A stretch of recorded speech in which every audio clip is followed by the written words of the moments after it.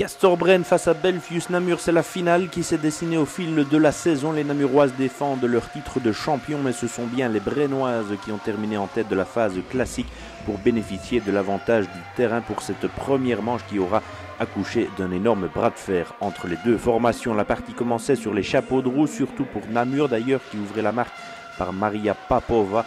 Castor-Brenne rentrait moins facilement dans la bagarre dans les premières minutes, même si Annette Steinberga avait aussi trouvé l'ouverture. Cathy Wambe au lancer, puis Djenebu Sissoko avait offert les commandes à Namur 3-6. Sydney Spencer prenait soin de ne pas laisser filer déjà son adversaire, mais avec Stéphanie Dubuc, puis par deux fois par Laurence Van Malderen, Belfius Namur était déjà à fond.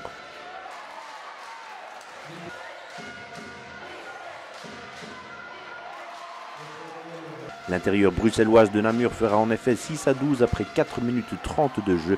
Thibaut Petit prenait un temps mort et le match allait s'emballer. Si Djenebu Sissoko au lancer avait fait 6-14 pour les Namuroises, Castor-Brenne allait en effet rentrer à son tour de plein pied dans la bagarre pour répondre au bras de fer imposé par Namur.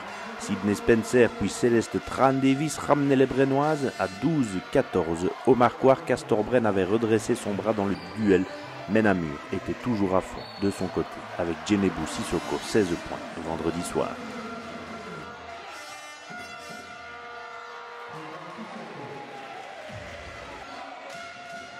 Marjorie Carpréau puis Céleste Tran-Davis au grand galop répondaient du tac au tac dans une partie qui ne comportait que peu de déchets.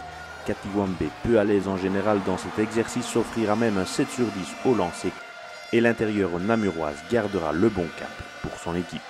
Il faut un gros coup de rein d'Annette Steinberga pour ramener encore une fois les Brabançonnes dans le sillage de Namur. Par deux fois la joueuse lettonne de Brenne ramènera et une spectaculaire contre-attaque avec une passe en arrière de Marjorie Carpréau pour Céleste Tran-Davis ramènera l'égalité à 25 partout au marquoir.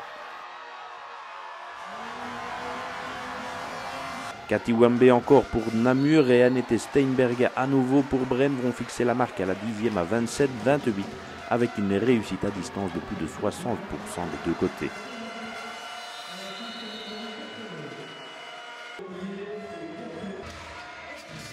C'est Cataline Courtosi qui allait s'offrir une bonne période pour Castor-Brenne à l'entame du deuxième quart où Cathy Wambe était toujours aussi à l'aise. L'intérieur brennoise trouvait l'ouverture et Sarah Denel aussi pour ses couleurs. Cela filait d'un camp à l'autre sans répit et sur un tempo très élevé.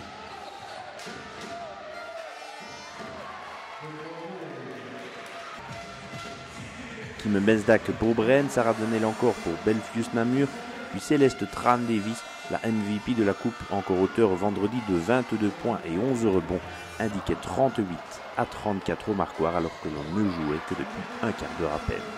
Stéphanie Dubuc pour l'un des 12 3 points de la rencontre ramenait son équipe et Cathy Wambe maintenait le cap du côté namurois.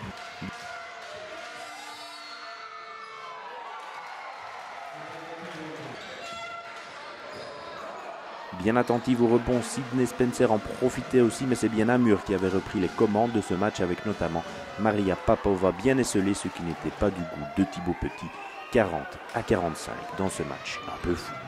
Kim Mesdak allait ouvrir sa série à 3 points pour faire 43-45 alors qu'il reste 2 minutes à jouer avant la mi-temps et Sydney Spencer allait égaliser à 45 partout. C'est bien Castor-Brenne qui allait finalement virer en tête à la pause après le panier de Djenebu Sissoko. Céleste Tran-Davis fixait la marque après 20 minutes de jeu à 49-47, affolant pour une finale de play-off. Des stats exceptionnels pour une grosse bagarre entre deux équipes qui offraient un niveau de jeu jamais égalé pour un match de championnat de Belgique.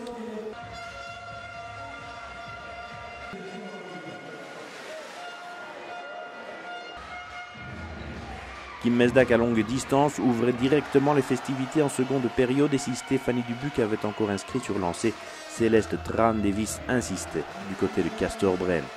Laurence Van Malderen aussi, 15 points vendredi ajustés à longue distance. L'intérieure américaine de Brenne inscrivait ensuite 56-52.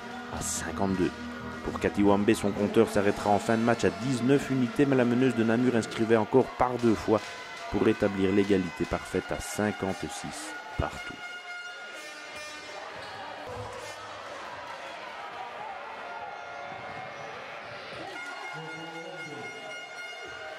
Kim Mesdag a le don de planter ses bombes à de très bons moments dans la partie Par exemple ici pour faire 59 à 56, mais d'un sang-froid impeccable, Laurence Van Malderum n'était pas en reste du côté namurois. Merieke Andersson allait ouvrir, elle, son compteur point dans cette partie pour faire 61 à 58 et Kim Mesdag insistait, l'ailière flandrienne ajustait encore à longue distance pour faire 64 à 58 alors que Bren opérait aussi quelques ajustements en défense.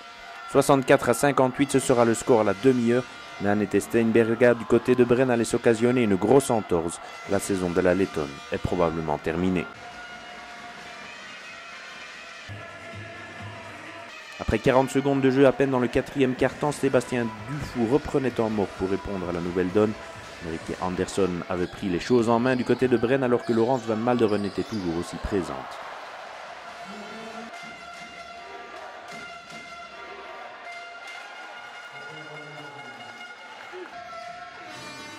Merieke Andersson allait planter un importantissime 3 points à 6 minutes 15 du terme pour faire 69 à 61. Bren avait fait plier le bras de Namur, mais les Namuroises ne rompaient point. Car si Sidney Spencer avait fait 72 à 61, portant l'écart maximum pour les Brabançons dans cette rencontre à 11 unités, il ne fallait que 40 secondes à Namur pour refaire la moitié de son retard. Cathy Wambe était passée par là et surtout une bombe de Maria Papova autorisait toutes les issues possibles à cette rencontre 72 à 67 avec encore 3 minutes 23 secondes de jeu. Ce diable de Merieke Andersson relançait Bren dans le Money Time pour faire 75 à 69. Castor Bren tenait cette fois les commandes. Fermement, il le fera jusqu'au bout encore malgré Stéphanie Dubuc et Djenebu Sissoko.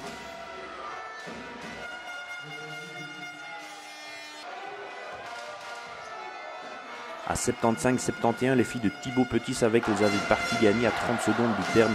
Le public aussi, avec encore plus de 1200 spectateurs à Bren vendredi soir. Céleste Tran Davis au lancer fixera les chiffres définitifs à 77-71.